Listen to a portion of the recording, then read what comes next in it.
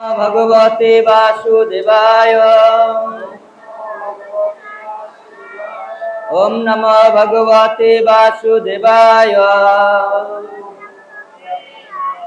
निगमकल्पतरुगलितं फलं शुकमुखदमृत द्रव संयुतं पिबत भागवत रसमलयं मुहुर्रसिका भुवि भावुका आयुर्हरते वैपुंसानाम् उद्गन्मे अस्तु तुष्यते যৎক্ষণনিতো কিন उत्तम श्लोक वार्ताय। प्रतिदिन सूर्य उदित एवं अस्त गিয়ে समस्त जीवेर आयु एक एक दिन करे हरण करे নিয়ে যায়।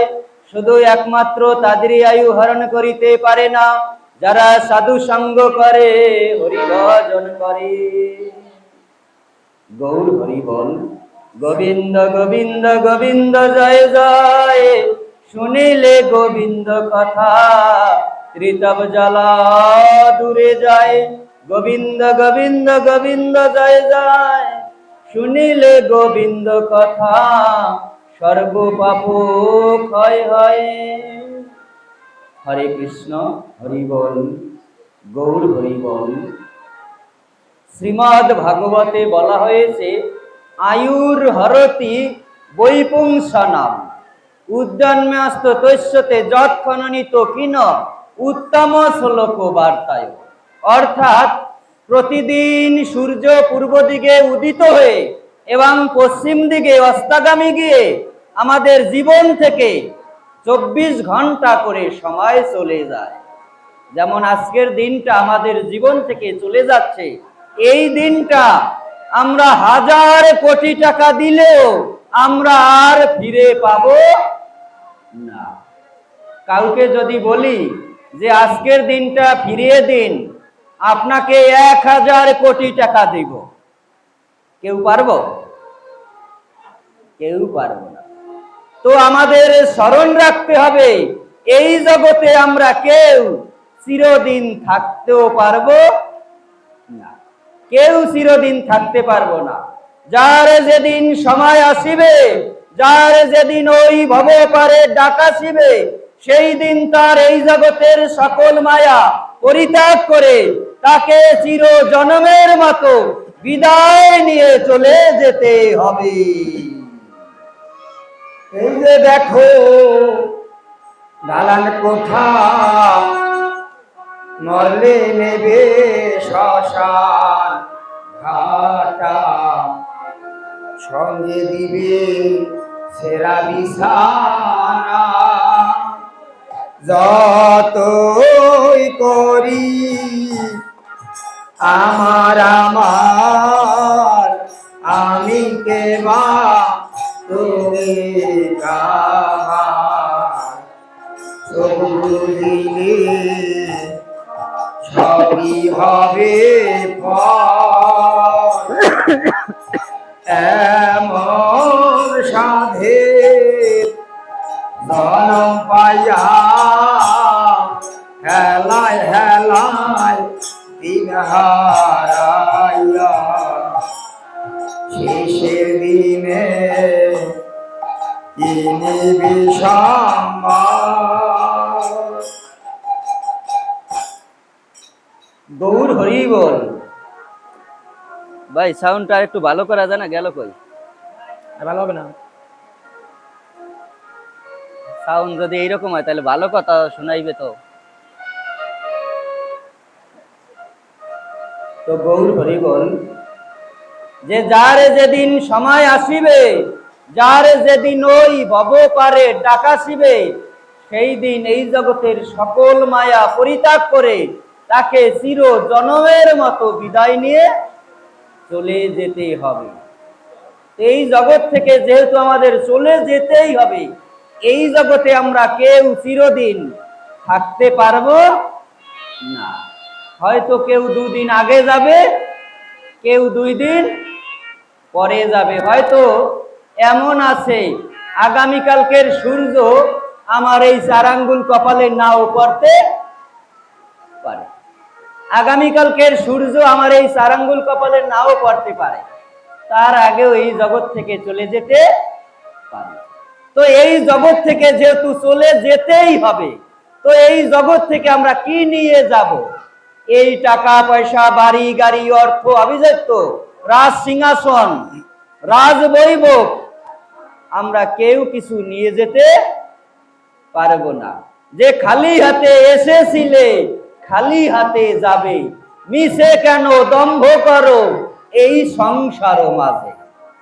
যে আমরা মিছে দম্ভ করে বেড়াই, আমি অমক, আমি তমক, আমি ওই স্কুলের হেডমাস্টার, আমি ভালো চাকরি করি, আমার অনেক টাকা পয়সা আছে, আমাদের অনেক জমি জমা আছে, কিন্তু এই টাকা পয়সা বাড়ি গাড়ি কেউ আমরা নিয়ে যেতে পারবো না। তাই শাস্ত্রে বলেছে যে যাবি যেদিন পার ঘাটাতে, কি দিবি তুই মাঝির হাতে, এই দেশের ধন সেই দেশে তোর হবে রে অচল। এই জগতের ধন সম্পদ দিয়ে কিন্তু ওই জগতে যাওয়া যাবে না। ওই জগতে যেতে হলে একমাত্র পারের সম্বল এই হরি নামটি কেবল। এই যে লেখা দেখেন, হরে কৃষ্ণ কৃষ্ণ কৃষ্ণ হরে হরে, হরে রাম রাম রাম হরে হরে। যে হরি নাম ছাড়া আমাদের আর কোনো গতি নাই।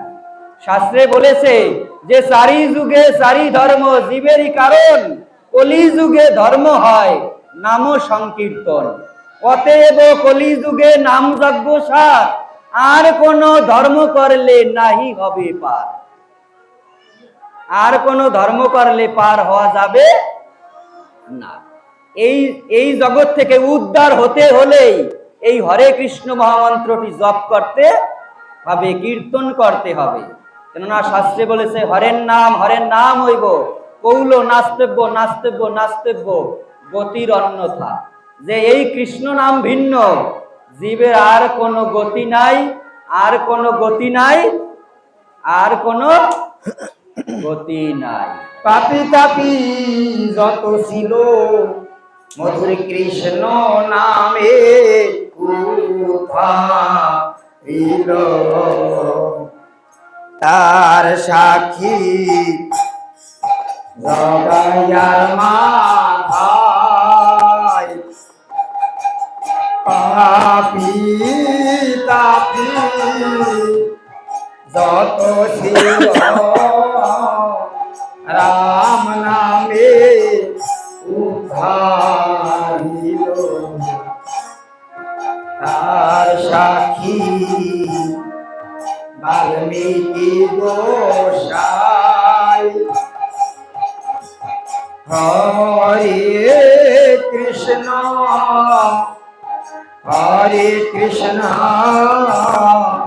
কৃষ্ণ কৃষ্ণ হরে হরে,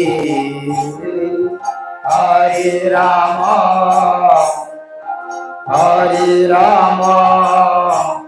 রাম রাম হরে হরে। তো গৌর হরি বল। রাজা পরীক্ষিত মহারাজ তিনি যখন জানতে পেরেছিলেন তার জীবনের আর মাত্র পরমায়ু 7 দিন বাকি, তখন এই রাজা পরীক্ষিত মহারাজ তিনি বুঝতে পেরেছেন যে এই টাকা পয়সা বাড়ি গাড়ি অর্থ আভিজাত্য, এই রাজমুকুট রাজবৈভব আমার সঙ্গে আমি কিছুই নিয়ে যেতে পারবো না।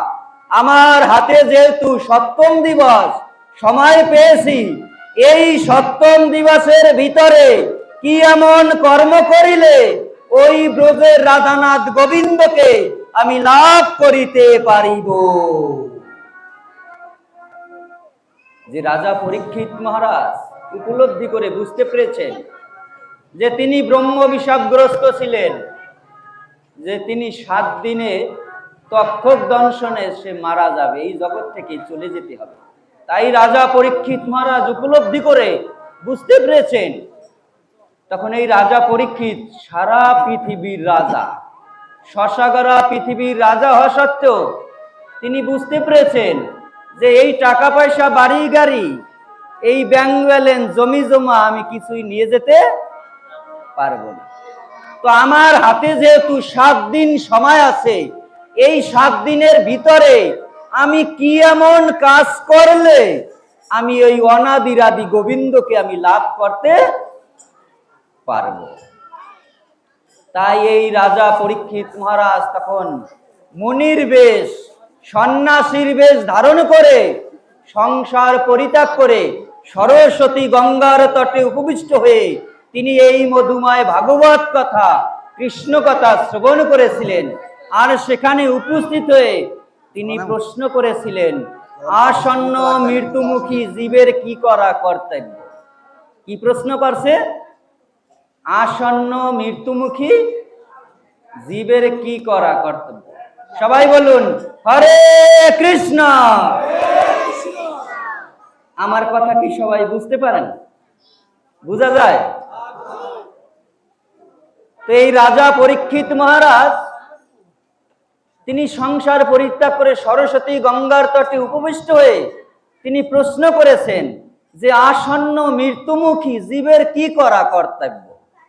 আসন্ন মৃত্যুমুখী মানে যার মৃত্যু অতি নিকটে, যার মৃত্যু খুব কাছে, তার এই মুহূর্তে কি করা উচিত, কি করা কর্তব্য?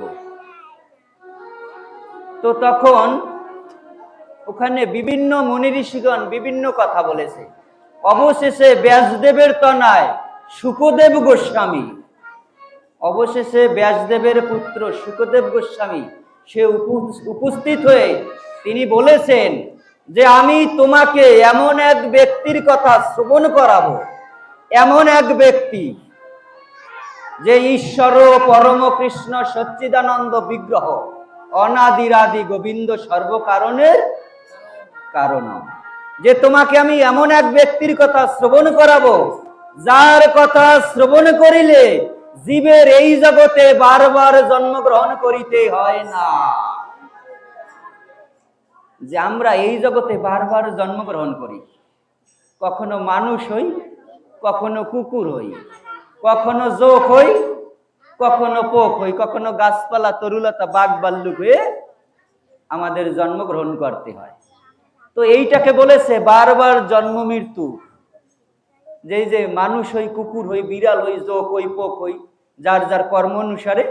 তো এই জগৎটাকে এই কথাটাকে বলেছে যে জন্ম মৃত্যু জরাবেদির সংসার। এই জগৎটা, এই জগৎকে বলা হয়েছে জন্ম মৃত্যুর জরাবেদির সংসার। এখানে আমরা কেউ সুখী নয়, কেউ সুখী নয়। তাতে হতে পারি আমরা পাঁচকানি জমির মালিক,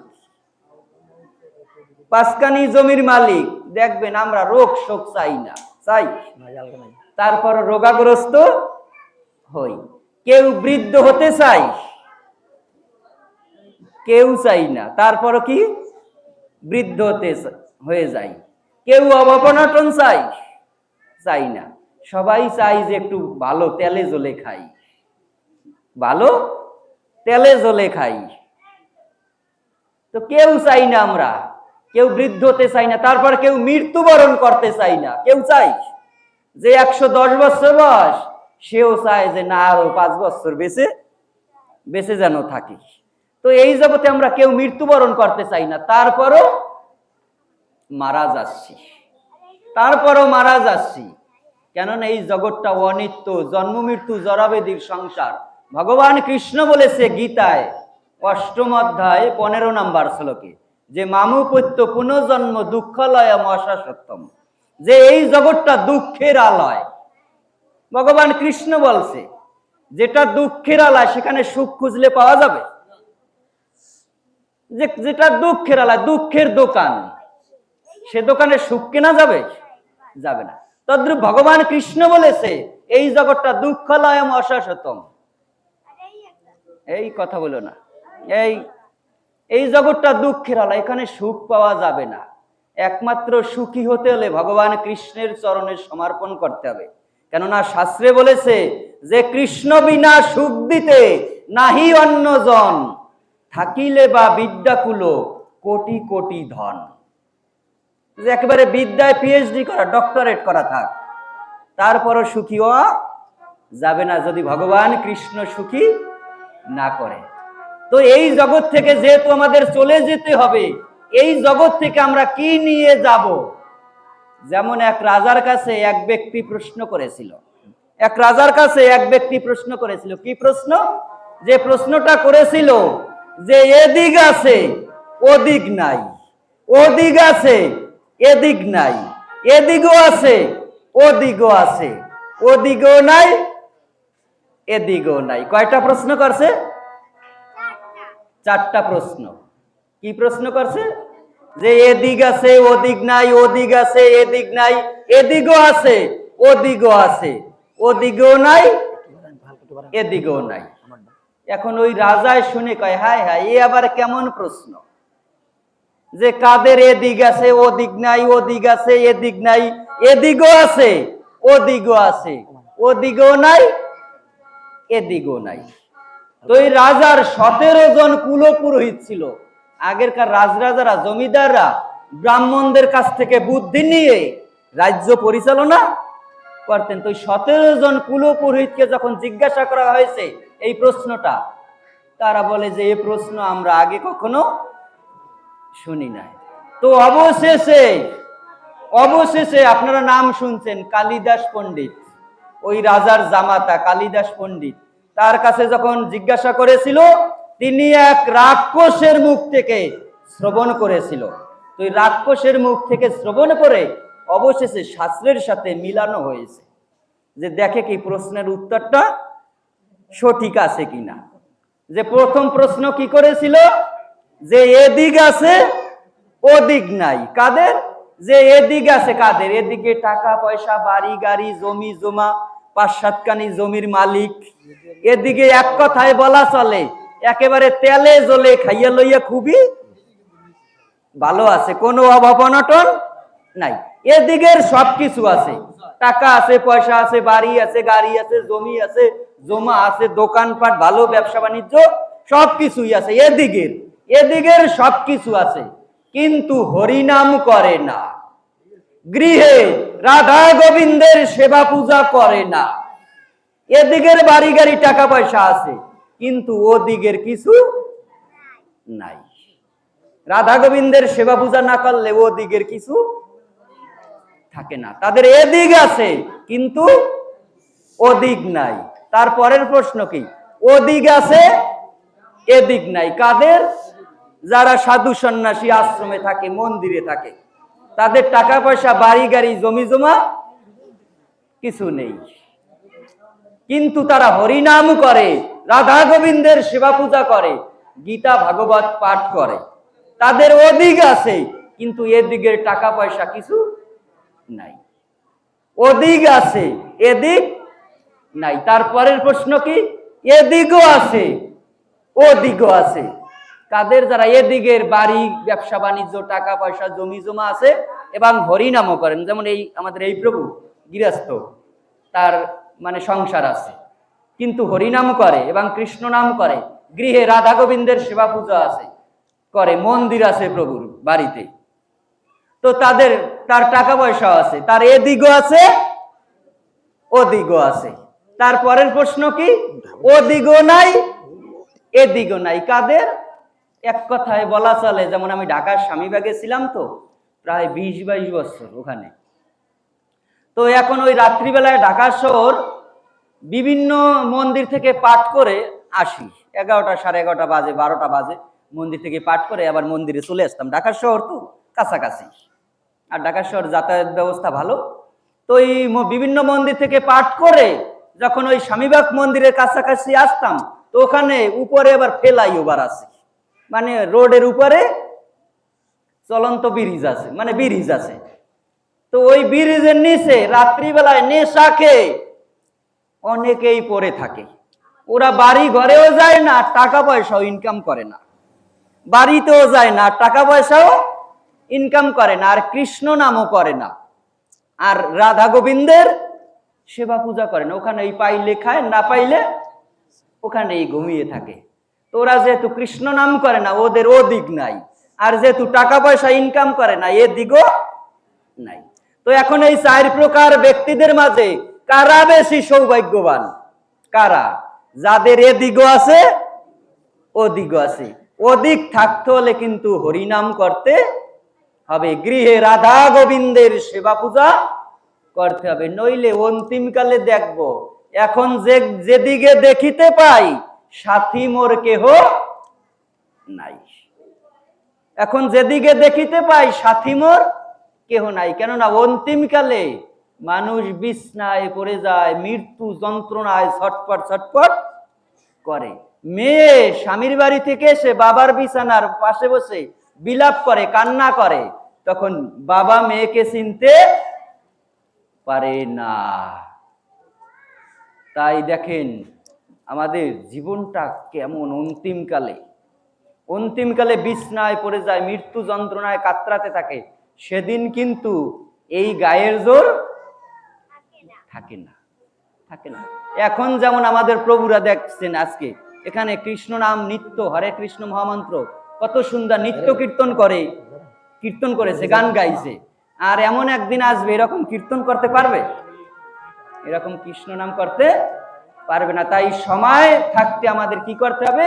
এই জন্য বলেছে যে সময় তো আর নাই রে বেশি, দমের খেলা শেষ, যেতে হবে সেই ঠিকানায়, যেথায় আপন দেশ। এই জগৎটা কিন্তু আমাদের এখানে থাকার জায়গা না, কেননা এখানে দুঃখালয়ে কেউ থাকে? যেটা দুঃখালয়ে থাকে না। তাই তো ভগবান কৃষ্ণ শ্রীমদ্ ভগবদ গীতায় বলেছে, ভগবান কৃষ্ণ যে মন্মনা ভব মদ ভক্ত মজ্জাজিমাং নমস্কুরু মামে বৈশ্বাসী সত্যান্তে প্রতিজানে প্রিয় সীমে। যে মন্মনা ভব, তোমার মনটাকে আমার ভাবনায় ভাবিত করো। কি আমাদের সবার একটা মন আছে না? মন ছাড়া আমরা কেউ আছি না? ভগবান কৃষ্ণ বলেছে ওই মনটা দ্বারা আমার কথা চিন্তা করো, মনমনা ভব। তারপর বলেছে মদ ভক্ত, একমাত্র আমার ভক্ত হও। ভগবান কৃষ্ণ বলেছে আমার ভক্ত হও, মদ ভক্ত মানে আমার ভক্ত হও। তারপর বলেছে মজ্জাজি, আমার পূজার্চনা করো। কৃষ্ণ বলেছে আমার পূজার্চনা করো। এখন কৃষ্ণের পূজা করলে কি হয় জানেন? শাস্ত্রে বলেছে স্কন্দ পুরাণে, পদ্ম পুরাণে, হরিভক্তি বিলাসে, কেহ যদি সকালবেলা ঘুম থেকে উঠে স্নান করে নিজে পবিত্র হয়ে একটু রাধা গোবিন্দকে মুছে বা স্নান করিয়ে একটু চন্দন ঘষে দুটো তুলসীর পাতা, এই যে তুলসী বৃক্ষ, দুটো তুলসীর পাতা একত্রিত করে কেহ যদি এক জোড়া তুলসী পাতা গোবিন্দের চরণে দিতে পারে, তাহলে শাস্ত্রে বলেছে যে এক জোড়া তুলসী পাতা গোবিন্দের চরণে দেওয়া মাত্র তার 10,000 জন্মের পাপ সঙ্গে সঙ্গে চলে যায়। নিতাই গৌর প্রেমানন্দে।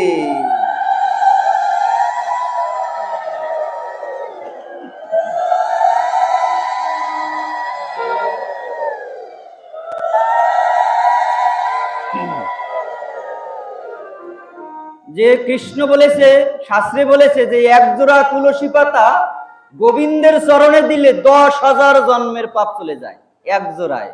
2 জোড়া দিলে কত হবে? 20,000। যদি 8 জোড়া দেয় তাহলে 80,000। কেউ যদি 108 জোড়া দেয় তাহলে 10,80,000। চিন্তা করে দেখছেন ভগবান কৃষ্ণের পূজা করলে কি হয়। যেমন আমার আজ থেকে 12-14 বছর আগের ঘটনা, ঢাকা জেলার পাশে একটি জেলা আছে, তো ওখানে দামোদর মাসে একটা মন্দিরে পাঠায় 1 মাস ব্যাপী। তো ওখানে আমি গেলে ওই 1,000-1,200-1,500 ভক্ত হয় ওখানে। তো ওই আজ থেকে 12-14 বছর আগে পূর্বে বলেছিলাম যে এক জোড়া তুলসী পাতা গোবিন্দের চরণে দিলে 10,000 জন্মের পাপ চলে যায়। তো এই কথা যারা মাতাজিরা শুনছে, ওখানে 1,000-1,200 ভক্তের মধ্যে 800-900 হয় মাতাজিরা, মায়েরা।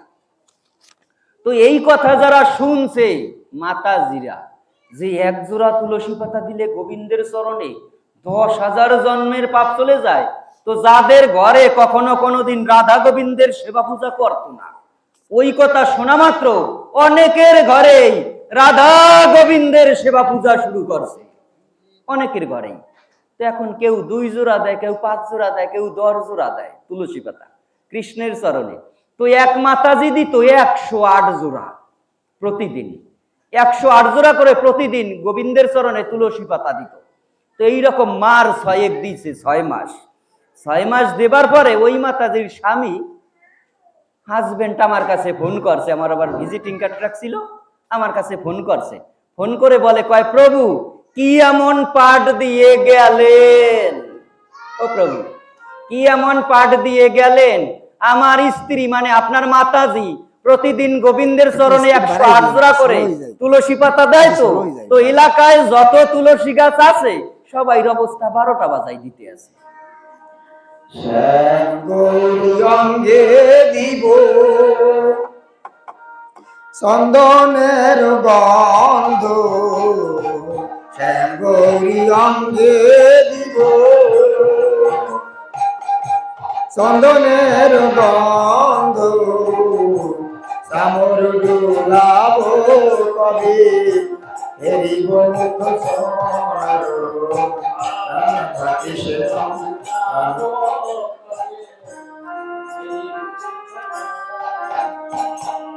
গাছিয়া মালতীর মালা দিব দোহার গলে, গাছিয়া মালতীর মালা দিব দোহার গলে, অধরি তুলিয়া দিব অধুর তাম্বুলে, রাধা কৃষ্ণ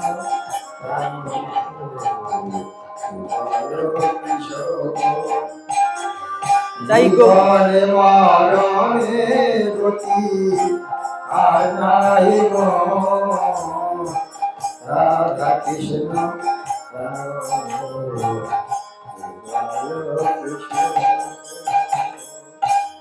তো গৌর হরি বল।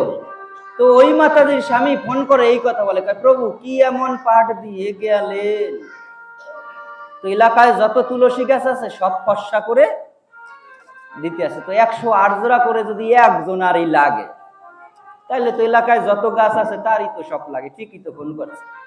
এই জন্য ভগবান কৃষ্ণ বলেছে মজ্জাজি মানে আমার পূজা অর্চনা করো।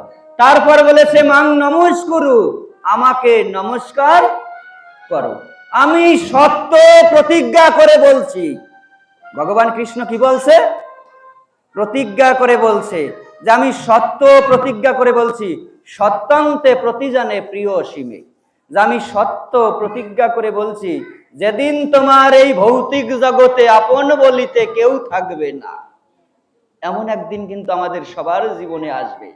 কোন দিন? যেদিন বিছনায় পড়ে যাব, মৃত্যু যন্ত্রণায় কাতরাতে থাকবো, সেদিন আপনার বিছানার পাশে লক্ষ লক্ষ টাকা নিয়ে বসে থাকলেও আপনার বিন্দুমাত্র উপকার করতে পারবে না। তারপর বলেছে বাবা একজন না 12 জন MBBS প্রফেসর ডাক্তারের প্রেসক্রিপশনের ঔষধ খাইলেও সেদিন কাজ হবে না। ভগবান বলছে ওই দিন যেদিন তোমার এই ভৌতিক জগতে আপন বলিতে কেউ রবে না, যেদিন তোমার এই দেহ থেকে প্রাণ পাখি বিদায় নিয়ে চলে যাবে, তুমি যদি তোমার জীবনের সূচনা থেকে শুরু থেকে মনমনা ভব মদ ভক্ত, যদি আমার ভাবনায় ভাবিত থাকো, যদি আমার ভক্ত হও, যদি আমার পূজা অর্চনা করো, যদি আমাকে প্রণাম করো, তাহলে আমি সত্য প্রতিজ্ঞা করে বলছি আমি তোমার জীবনের শেষের দিনে আমি তোমার পরম কাণ্ডারি হইব। জন্ম মৃত্যু এ পারো মধ্যে জীবনে এই তরি কাণ্ডারি শুধু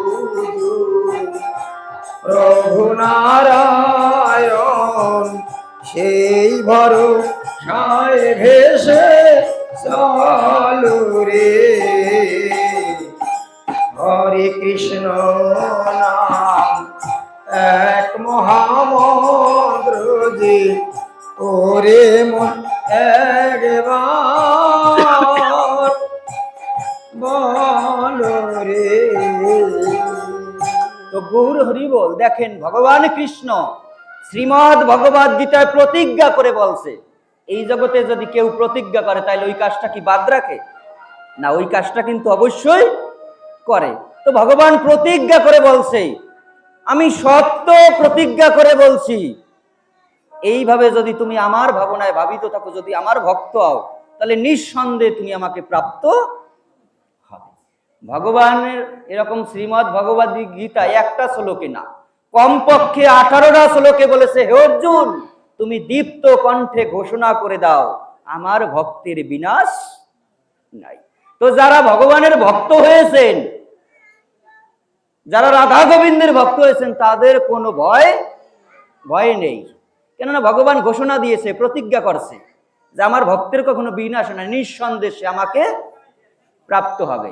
তো যারা ভগবানের ভক্ত হয়েছেন তাদের কোনো ভয় নেই, কোনো ভয় নেই। শেষের দিনে অনায়াসে সে ভগবত ধামে ফিরে যেতে পারবে। এই জগতে কাদের ভয়? শাস্ত্রে বলেছে, কৃষ্ণ নাম ভজতি পার্শ্বপ নিচে, পালাইতে পথ নাই।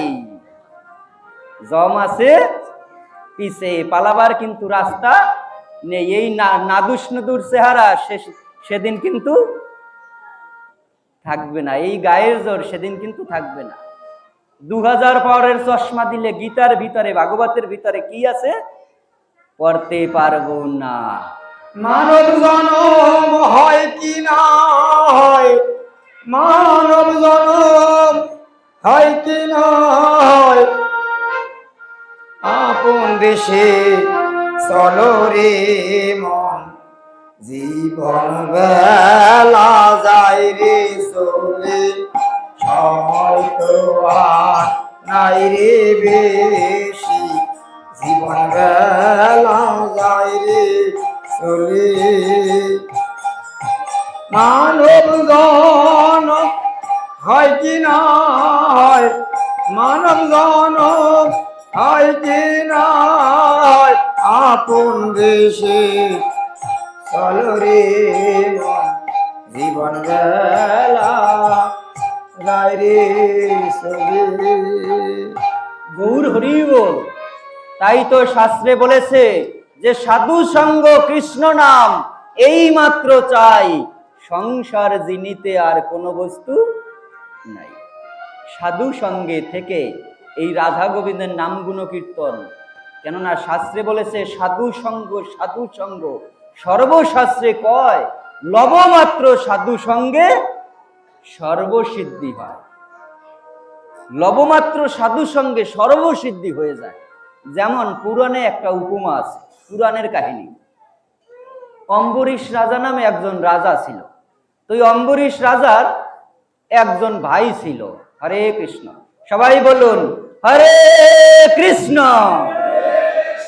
হরে কৃষ্ণ, গৌরাঙ্গ গৌরাঙ্গ।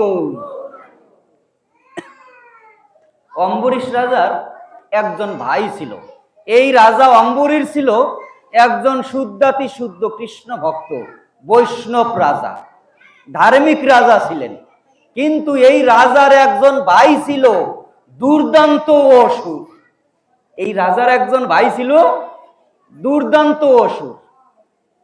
জীবনে এমন কোন পাপকর্ম তার জীবনে বাদ রাখে নাই, জীবনে এমন কোন পাপকর্ম তার জীবনে বাদ রাখে নাই, সমস্ত পাপকর্ম সে করেছে। তো এখন এই রাজা অম্বরীশ তার এই ভাইয়ের প্রতি একটু দয়া হইল। তো এই রাজা অম্বরীশ তার ভাইয়ের প্রতি একটু দয়া হইল, ভাইয়ের প্রতি ভাইয়ের একটু ভালোবাসা থাকে না।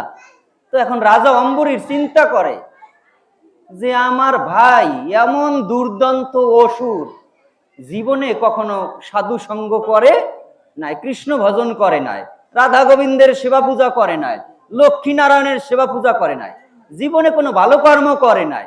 তো শাস্ত্রে বলেছে যদি এই মনুষ্য জন্ম পেয়ে যদি কৃষ্ণ ভজন না করে, তাহলে তাকে নির্ঘাত নরকে যেতে হয়, নরকে যেতে হয়। তো আমার ভাই তো সারা জীবন পাপ কর্ম করেছে, তো এর তো নরক থেকে রক্ষা করা যাবে না।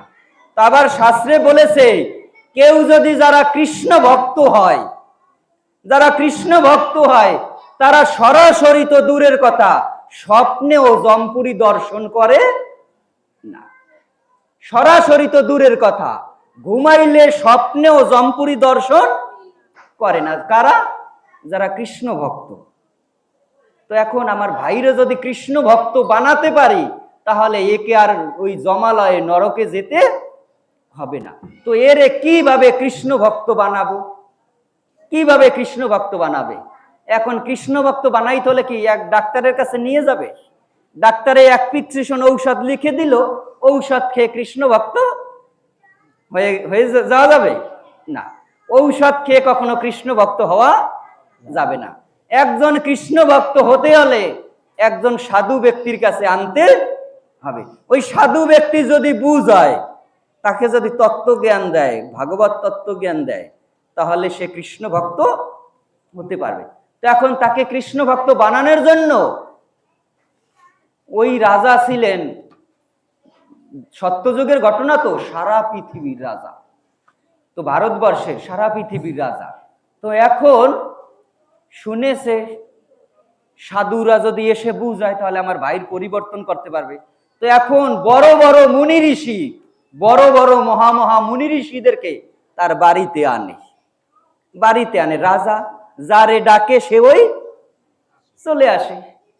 তো গৌর হরি বলে এখন বড় বড় মহারথী মুনি ঋষিরা এসে ওই ওর বাইরে যতই বুঝায়, এক কান দিয়া শোনে আর এক কান দিয়া বের করে দেয়। ওই অসুরারা এখন আর কৃষ্ণ কথা শুনতে চায় না, এক কান দিয়ে শুনে আর কান দিয়ে বের করে দেয়। তো ওই অসুরার লাইনে আসে না, কৃষ্ণ ভক্ত হয় না। তো এই রকম করতে করতে ভারতবর্ষের যত বড় বড় মহারথী মুনি ঋষি ছিল, এক এক করে সবাই এসে বুঝে সবাই ফেল হয়ে গেছে, ওই অসুরার লাইনে আসে না। এখন ভাই কয়, হায় রে, ভারতবর্ষের যত যত বড় বড় মহারথী মুনি ঋষি সবাই এসে আমার ভাইরে বুঝাইছে, আমার ভাইয়ের বিন্দু মাত্র পরিবর্তন হয় নাই, তাইলে এর কি জমযাতনা থেকে রক্ষা করতে পারবো না? তো এবার আমি এমন এক ব্যক্তিরে আনবো, মানে যখন আমাদের অল্প অসুখ হয় তখন সাধারণ ডাক্তারের কাছে যাই, আর যদি সে ফেল হয়ে যায় কার কাছে যাই? বড় ডাক্তারের কাছে যাই, বরিশাল বা পটুয়াখালী বা ঢাকা।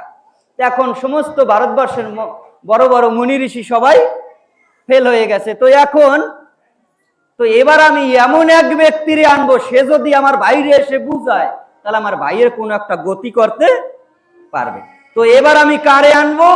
এবার আমি নারদ মুনিরে আনবো। নারদ মুনি এসে যদি আমার ভাইরে বুঝায় তাহলে আমার ভাইয়ের কোনো একটা গতি হবে। তো নারদ মুনিরে স্মরণ করছে, নারদ মুনি চলে আসছে। তো চলে এসে যখন ওই অসুরের ঘরে, অসুরের প্রাসাদে গেছে, অসুরের প্রাসাদে যখন গেছে তখন ওই অসুর নারদ মুনিকে দেখে খুব রাগান্বিত, খুব ক্ষিপ্ত, ক্রোধান্বিত। কেন ক্রোধান্বিত? ওই নারদ মুনিকে বলে যে, দেখেন, আপনি যেই পথে আসছেন সেই পথে ফিরে যান, সেই পথে গমন করেন। ওই কৃষ্ণ কৃষ্ণ করার আমার সময় নাই, ওই কৃষ্ণ কৃষ্ণ করার আমার টাইম নাই। এতকাল আমাকে বুঝানোর জন্য কত বড় বড় মহারথী মুনি ঋষিরা আসছে, আমি তাতেই পরিবর্তন হই নাই। আপনি আবার কোথা থেকে আইছেন? জানতো, বিদায় হন। ওই কৃষ্ণ কৃষ্ণ করার আমার সময় নাই। এখন নারদ মুনি তো বুঝতে পারছে, হায় হায়, এ তো আমার সাথে কথাই বলতে চায় না, তাইলে এর আমি কি জ্ঞান দেব? তো এরে আমি অল্পের মধ্যে এমন একটা ঔষধ দিয়ে যাব যাতে এইগুলি কথাগুলি শুনলে ওর কিছু একটা পরিবর্তন হবে। এখন নারদ মুনি বলে যে, দেখ রে, জন্ম যখন হয়েছে মরণ একদিন সবাই হবে, আর এই মৃত্যুরূপী ঔষধকে সকলকেই একদিন আস্বাদন করতে হবে। আর এই মৃত্যু যন্ত্রণা কত ভয়ঙ্কর জানিস? তখন ওই অসুর বলে, ধর, মরার পরে স্বর্গে যাই না নরকে যাই, কে দেখবে? যে মরার পরে স্বর্গে যাই না নরকে যাই, কে দেখবে? আমরাও কিন্তু অনেকে বলি। তো এখন নারদ মুনি কয়, হায় হায়, এ মেডিসিনও তো ওর কাজ হলো। তো এরও তো এখন ওরে হায়ার অ্যান্টিবায়োটিক দিতে হবে, হায়ার অ্যান্টিবায়োটিক দিতে হবে। কেননা যখন সামান্য ঔষধে না ধরে তখন ডাক্তাররা কি করে? ভালো মেডিসিন লেখে। তো নারদ মুনিও বলে, এর তো যেহেতু আমার কথা শুনতে চাচ্ছে না, বলে মরার পরে স্বর্গে যাই না নরকে যাই, কে দেখবে? তখন নারদ মুনি বলে, তো এর তো আমি অল্পের মধ্যে, যেহেতু আমার সাথে কথা বলতে চায় না, এর অল্পের মধ্যে এমন একটা উপকার করে যাব, যাতে এর মঙ্গল হয়। তখন নারদ মুনি বলে যে দেখ রে, আমি তোর ভবিষ্যৎ দেখতে পাইতে আসি, আমি তোর ভবিষ্যৎ দেখতে পাইতে আসি। তুই যে সারা জীবন কর্ম করছস, পাপ কর্ম, এতে তোরে নিতে যমদূত আসবে না। তোরে নিতে কে আসবে না? যমদূত আসবে না। তোরে নিতে স্বয়ং যমরাজ আসবে, যমরাজ। যেখানে আসামি ধরতে এসআই বা দারোগা কনস্টেবল আসে, সেখানে যদি আসামি ধরতে এসপি বা ডিআইজি চলে আসে, যেমন যমরাজ, যমদূতের যে রাজা, যে তোরে নিতে যমদূতগণ আসবে না, তোরে নিতে যমরাজ আসবে, যমরাজ স্বয়ং। তাহলে তুই মনে কর কি পাপ কর্ম করছস, আমি তোর ভবিষ্যৎ দেখতে পাইতে আছি, আমার কথা কিন্তু বিফলে যাবে না।